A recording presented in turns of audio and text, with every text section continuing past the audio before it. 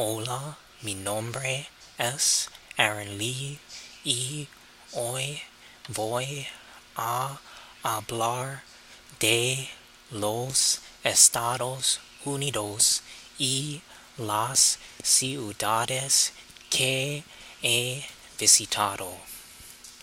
Los Estados Unidos es el más interesante país en el mundo.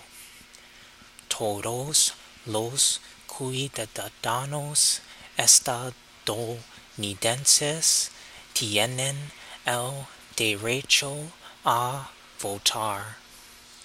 También tengo el derecho a la libertad de expresión. Los ciudadanos prefirieron elegir a los que luchan por la igualdad. Los ciudadanos tienen menos autoridad que el presidente. Las terroristas son el mayor problema del gobierno de Estados Unidos. Por lo tanto, el gobierno siempre debe estar preparado en caso de un ataque terrorista.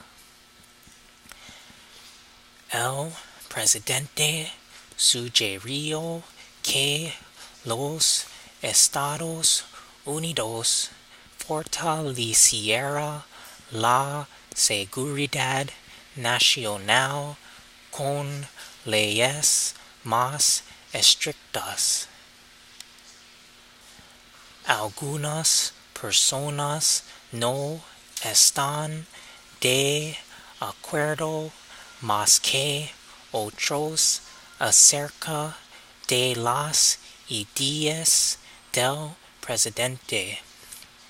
En mi opinión, creo que los Estados Unidos es el mejor país del mundo. Los Estados Unidos es más trabajadora que otros países. Los estadounidenses trabajan duro para que puedan comprar los bienes.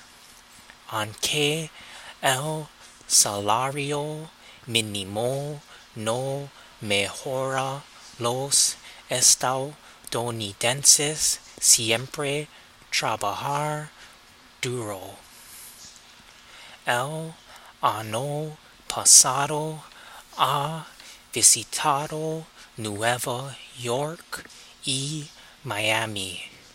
Miami es más hermoso que el de Nueva York.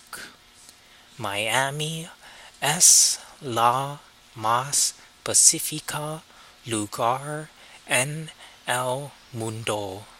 La playa Surfside es la playa más bonita de Miami. Miami tiene más diversidad que Nueva York. Cangrejos de piedra es la mejores mariscos en Miami. En general, me encanta Miami y Estados Unidos. Gracias por su atención. Adios.